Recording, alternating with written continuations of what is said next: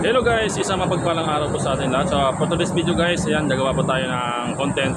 Nagawa tayo ng ng kakainin natin guys.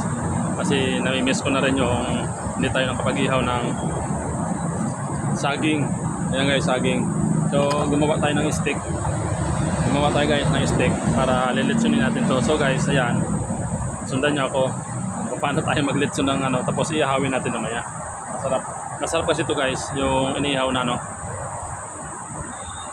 ayan o, inihaw na saging. Ihawin natin.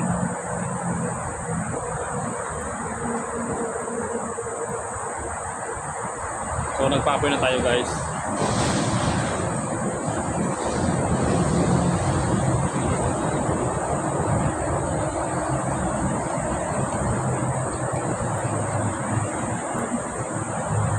Yo, apat.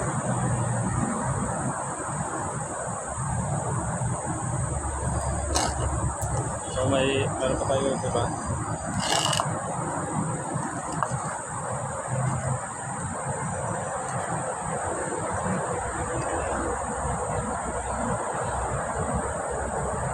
Sa mga nakapag-relate ito guys, mga lalo na sa probinsya, ito kasi ginagawa namin itong maliliit pa ako. Pag nasa gubat kami, pag napunta kami sa gubat, maghahanap kami ng niyog. So ang ginagawa ko guys, pag nakakita kami ng saging, tinitiba ko na yan, tapos ihawin namin doon sa gubat. Nandala ako paspuro. O diba, hindi kami magugutom sa gubat. Habang naghahanap kami ng niyog, pag walang pagkain guys, nagano kami ng saging mag-iihaw, tapos magkakita ko ng buko, yun ang sabaw namin. So yun guys.